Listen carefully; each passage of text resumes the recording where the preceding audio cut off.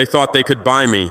They thought they could buy Africa. They were wrong. 3 weeks ago, Benjamin Netanyahu's government sent me a letter that changed everything, not just for Burkina Faso, but for this entire continent. Let me tell you exactly what happened, because the world needs to hear this story. I was in my office reviewing security reports when my aide brought me an envelope marked Diplomatic Correspondence Confidential. Inside was a proposal that made my blood boil. Israel was offering Burkina Faso $1.2 billion. That's more money than our entire national budget. But this wasn't aid. This was a bribe. They wanted me to stop criticizing their policies. They wanted me to convince other African leaders to go soft on Palestine. They wanted me to become their spokesperson in the African Union. And here's the part that really shows how desperate they were. They wanted me not to seal and shut down their business operations across Africa. For that, they offered me an extra couple of billions on top of everything else. Think about that for a moment. They were so terrified of losing their African business networks that they were willing to pay billions just to keep one soldier quiet. But this wasn't aid. This was a bribe to protect their empire. I read that letter 3 times. Each time, I got angrier. See, these people fundamentally misunderstood who I am. I didn't stage a revolution just to become another puppet dancing for foreign masters. I didn't risk my life overthrowing a corrupt government just to become corrupt myself and protect foreign business interests on my continent. I'm a soldier. Soldiers don't negotiate with people trying to compromise their mission. And my mission is African sovereignty, economic, political, and strategic. When I took power in Burkina Faso, I made a promise to my people. No more foreign interference, no more exploitation disguised as partnership, no more selling our dignity for temporary comfort. That letter was testing whether I meant what I said. The letter came through diplomatic pouches, but the real message was delivered through intermediaries. High-ranking officials from neighboring countries, supposedly friendly advisors, all suggesting I consider the practical benefits of this arrangement. They painted pictures of transformed infrastructure, modern hospitals, upgraded military equipment. They talked about Burkina Faso becoming a regional powerhouse, a model for African development. But every conversation ended the same way. Just tone down the anti-Israeli rhetoric. That's when I realized this wasn't just about one letter. This was a coordinated campaign. They had been watching me, studying me, building a profile of what they thought would make me compromise. They calculated wrong. So I did something they never expected. I called a press conference and read their letter on live television, word for word, including their desperate plea to protect their business operations. You should have seen their faces when that news reached Tel Aviv. Complete panic. Because suddenly, their secret diplomatic strategy and their business protection scheme was front-page news across Africa. But I wasn't done, not even close. Standing at that podium, I looked directly into the camera and said what needed to be said. They believe our dignity has a price tag. They think African leaders are for sale in a global marketplace. They think they can pay us to protect their business interests while they exploit our people. Today, we prove them wrong. I held up that letter for everyone to see. This document represents everything wrong with how the world sees Africa. They see us as a market, not as people. In that moment, Traoré didn't just expose a secret deal, he shattered decades of silent compliance. It was the first time many Africans had seen a leader reject billions, not in a closed meeting, but openly for the world to witness. This was no small act. It was a public declaration that our dignity cannot be bought. The shockwaves of that single decision would soon ripple across the entire continent. They see our leaders as employees, not as representatives of sovereign nations. The silence in that room was deafening. Journalists who had covered African politics for decades later told me they had never seen anything like it. A leader voluntarily exposing an offer of billions of dollars. That moment changed everything. Within hours, Africa Not for Sale was trending in 14 countries. But this wasn't just social media noise. This was a continental awakening. Mali reviewed every Israeli contract. Niger recalled their ambassador from Tel Aviv. Chad suspended diplomatic talks. Ghana's president, who never takes sides, publicly supported our position. South Africa called our response a masterclass in dignified leadership. But here's what really scared them. The youth responded. Students in Senegal organized protests demanding transparency on all foreign aid deals. Young people in Kenya launched campaigns questioning their government's foreign relationships. Artists across West Africa created murals celebrating our refusal to be bought and our commitment to protecting African economic interests. University campuses across the continent erupted in solidarity. From Cairo to Cape Town, young Africans were sharing clips of my speech. They weren't just supporting Burkina Faso, they were supporting the idea that Africa could say no. The youth movement that emerged was unlike anything we'd seen before. They called themselves the uncompromised generation. They demanded accountability from every leader, transparency in every deal, and dignity in every international relationship. For the first time in decades, Africa was saying no with one voice. The reaction from international capitals was swift and telling. Netanyahu's team went into full damage control. According to sources in Tel Aviv, the prime minister was furious. He reportedly said, "Traoré turned a private agreement into a weapon against us." Good. That was exactly my intention. French diplomats in Paris were scrambling to understand what this meant for their own African relationships. American officials quietly reached out to gauge whether this was an isolated incident or the beginning of something bigger. Chinese representatives, interestingly, stayed silent. They understood what was happening better than the Western powers. They knew that respect, not manipulation, was the future of African relationships. They were right to be worried, because here's what these foreign powers never understood. We're not the same Africa they used to manipulate. We're educated now, connected now. We communicate instantly across borders.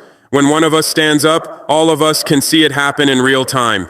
The old playbook doesn't work anymore. You can't divide us with secret deals.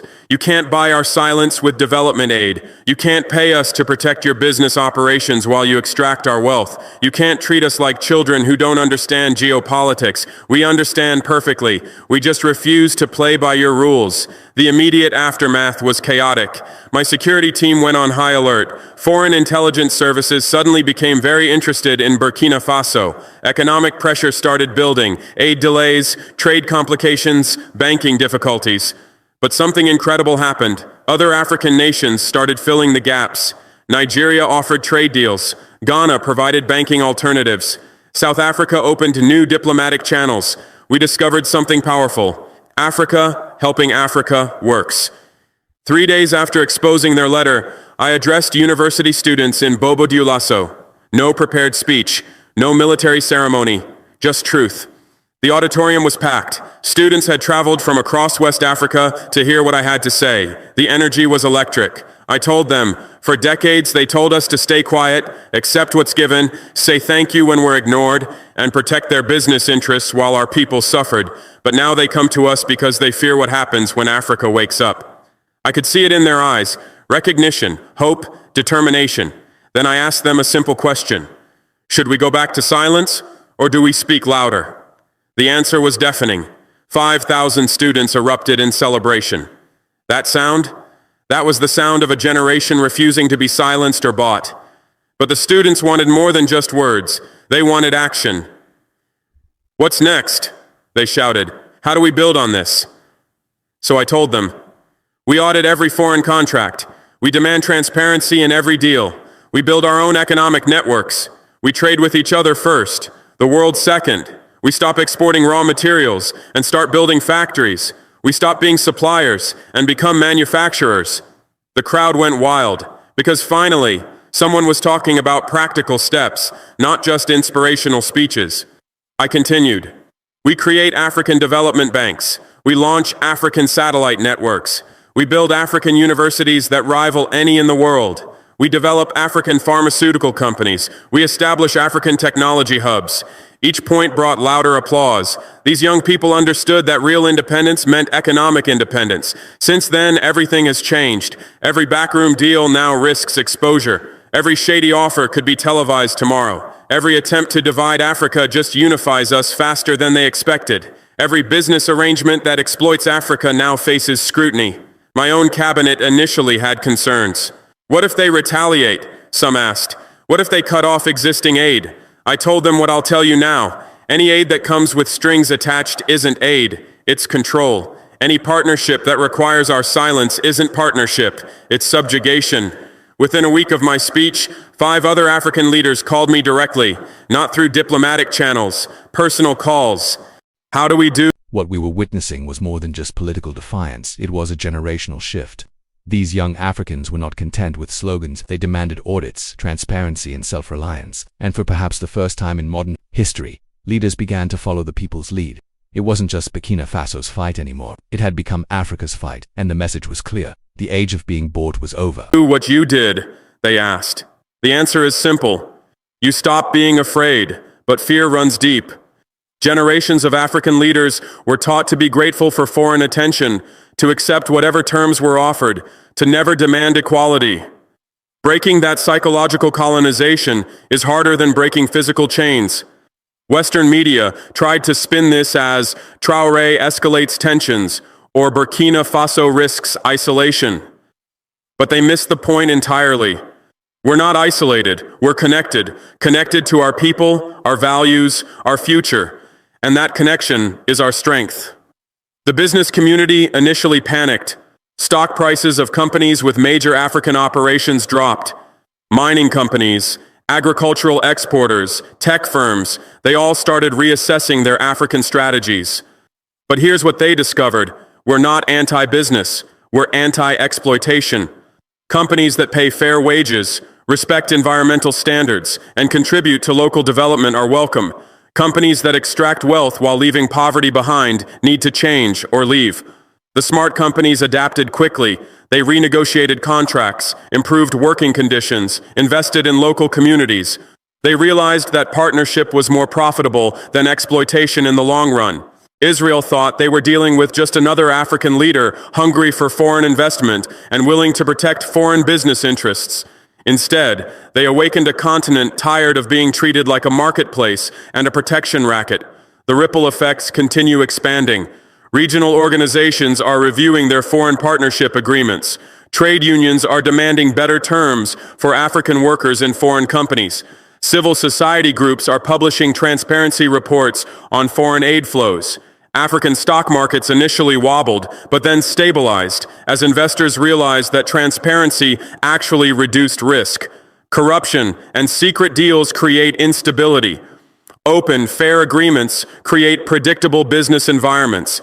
The message from that letter with billions in bribes was clear. We think you can be bought to protect our interests. My response was equally clear. We cannot be bought, will not be bought, and will expose anyone who tries to buy us or use us to protect their exploitation. This isn't about being anti-anyone.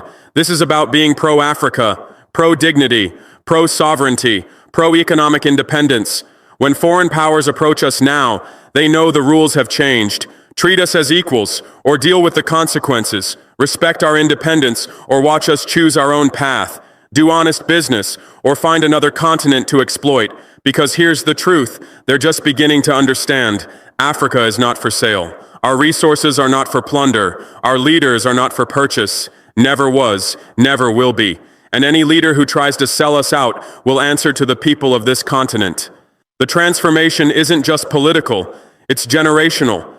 Young Africans are building tech companies, starting manufacturing businesses, creating art that celebrates African identity. They're not waiting for foreign approval or foreign investment. They're building the future themselves. This is just the beginning. Every day, more African leaders are finding their courage. Every day, more young Africans are demanding accountability. Every day, this continent grows stronger and more economically independent.